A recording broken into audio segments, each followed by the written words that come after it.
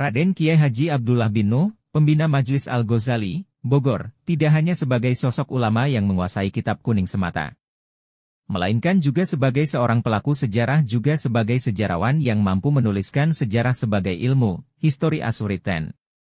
Analisisnya bertolak dari fakta atau data yang diangkat dari referensi buku-buku yang di dalamnya membahas sejarah sebagai peristiwa, history as actually happened.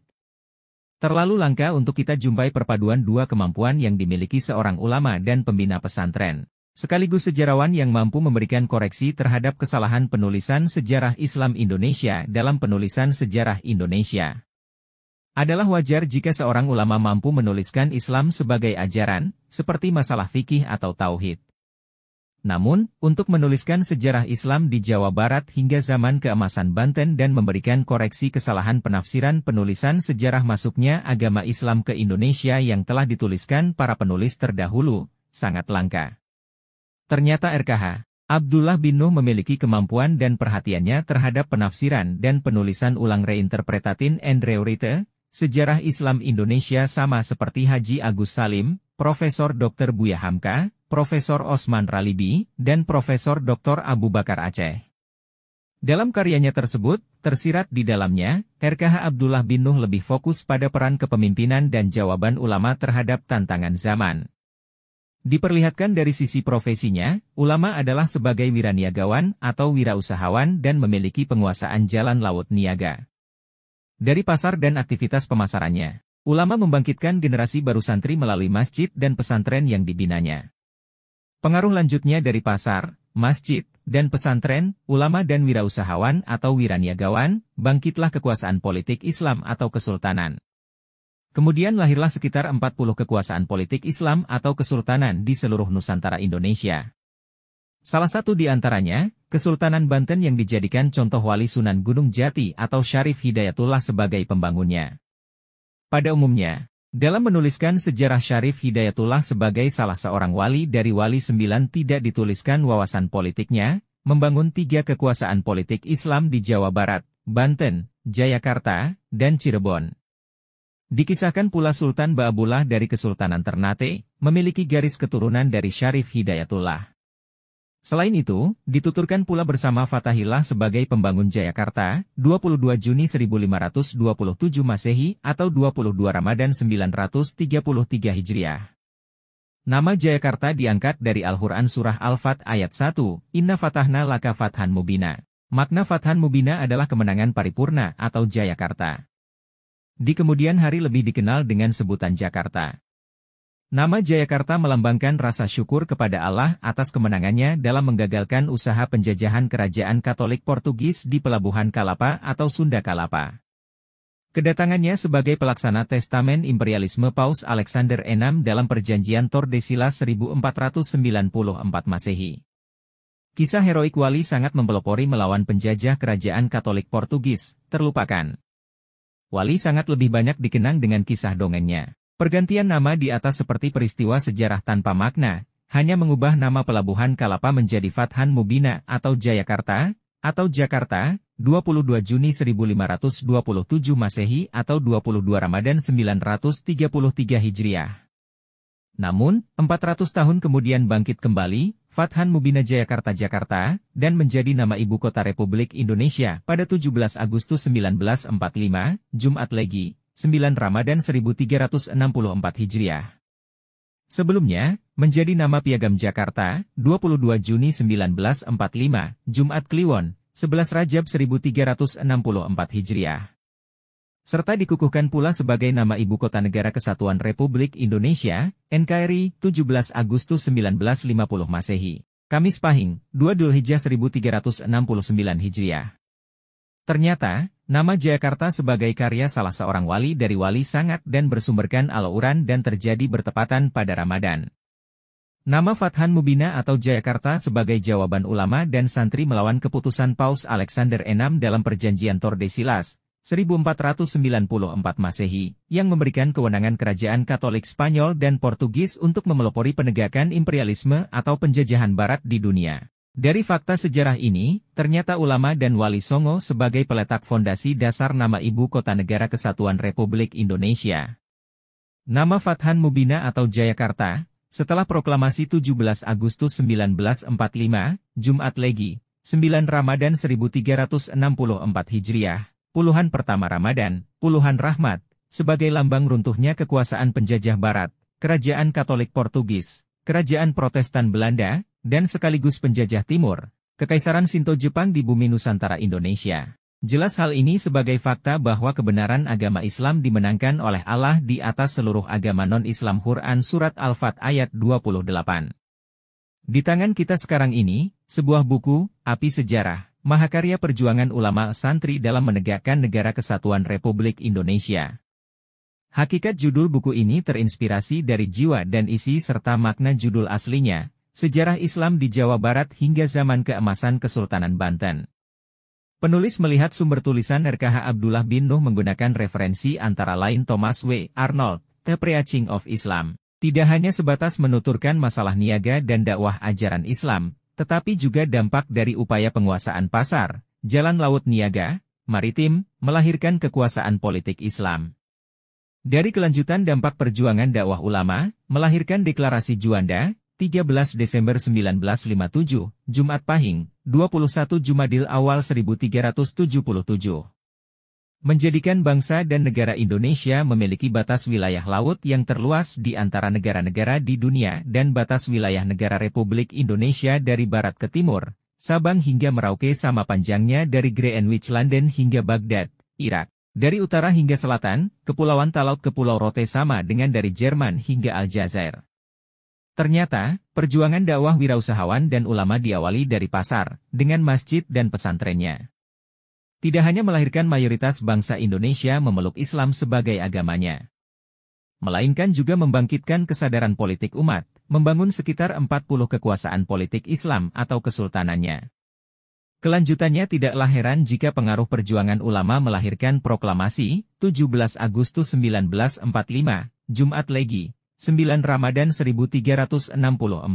Proklamasi bertepatan dengan puluhan pertama Ramadan sebagai puluhan rahmat Allah yang Maha Kuasa. Sebelum proklamator Insinyur Soekarno membacakan proklamasinya, ia meminta restu dari beberapa ulama terkemuka di Jawa Barat, Jawa Tengah, dan Jawa Timur.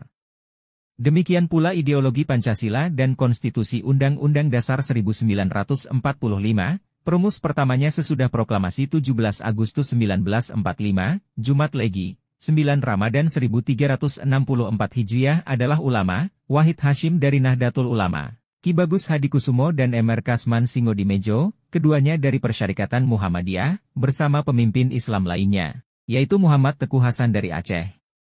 Hasil perumusannya dilaporkan kepada DRS Muhammad Hatta.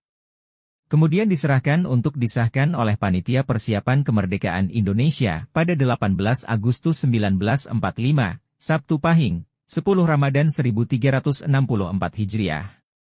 Mungkinkah dasar negara dalam Undang-Undang Dasar 1945, terumuskan menjadi negara berdasar ketuhanan yang Maha Esa, dan ditempatkan pada bab 11 pasal 29 yang berjudul Agama, jika perumus pertama setelah proklamasi bukan ulama?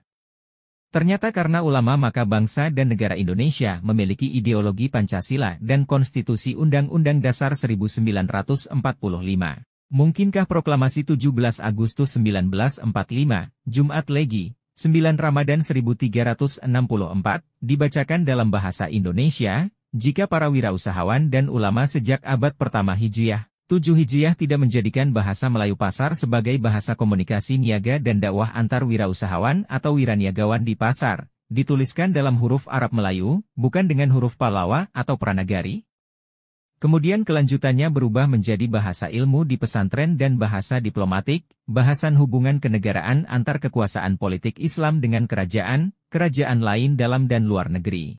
Oleh karena itu, satu-satunya bangsa terjajah di Asia Tenggara yang proklamasinya dengan bahasanya sendiri, bukan dengan bahasa penjajah, hanyalah bangsa Indonesia.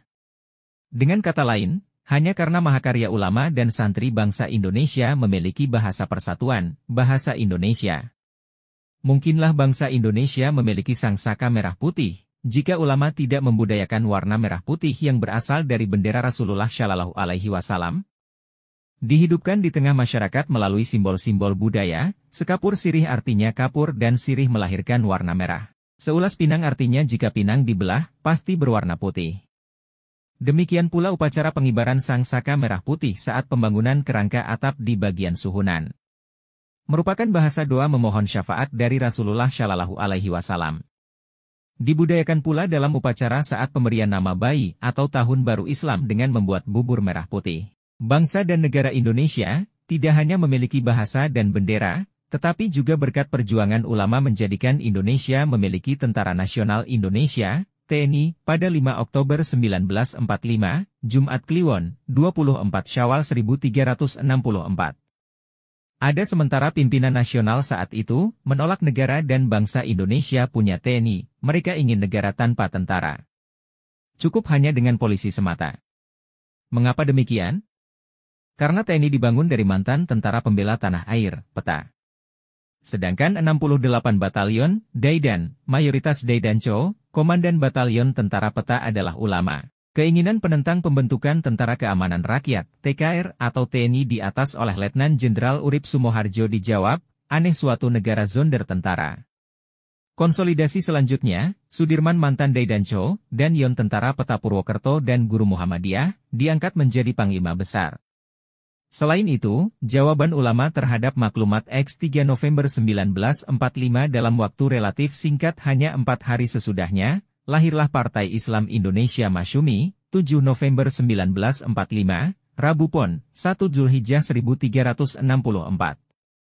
Selain sebagai parpol tercepat lahirnya, terbesar jumlah anggotanya, juga berani mengeluarkan pernyataan, 60 miliar muslimin Indonesia siap berjihad fisabilillah. Perang di jalan Allah untuk menentang tiap-tiap penjajahan. Pernyataan demikian ini lahir karena ulama dan santri merasa berkewajiban melanjutkan perjuangan para ulama terdahulu, membebaskan Nusantara Indonesia dari segala bentuk penjajahan. Kemudian karena perjuangan Perdana Menteri Muhammad Natsir sebagai intelektual, ulama, dan politikus dari Partai Islam Indonesia Masyumi, Persatuan Islam, Persis, Jong Islamiten Bon, JIP, Partai Islam Indonesia, PI, melalui mosi integral. Berdirilah Negara Kesatuan Republik Indonesia, NKRI, pada 17 Agustus 1950, Kamis Pahing, 2 Zulhijjah 1369, sebagai jawaban terhadap gerakan separatis, Angkatan Perang Ratu Adil, APRA pimpinan Westerling di Bandung, pemberontakan Knil Andi Aziz di Makassar, dan Republik Maluku Selatan Soumokil di Ambon, yang didalangi oleh Van Mock. Sekaligus sebagai jawaban terhadap proklamasi Negara Islam Indonesia, 7 Agustus 1949, oleh SM Kartosoewirjo. Dengan demikian berakhir pula Republik Indonesia Serikat, RIS, hanya berlangsung dari 27 Desember 1949, 17 Agustus 1950 Masehi atau 6 Rabiul Awal 1369, 2 Zulhijjah 1369 Hijriah. Berkat perjuangan ulama maka Republik Indonesia Serikat, RIS diubah menjadi Negara Kesatuan Republik Indonesia, NKRI. Dari fakta sejarah, terbaca betapa besarnya peran kepemimpinan ulama dan santri dalam perjuangan menegakkan kedaulatan bangsa dan negara dalam menjawab serangan imperialis Barat dan Timur. Diikuti pula dengan perjuangan ulama dan santri mempertahankannya serta membangun Negara Kesatuan Republik Indonesia. Oleh karena itu, tepatlah kesimpulan EFE Dowas Dekker dan Nudirjo Setiabudi dari Indische Partij.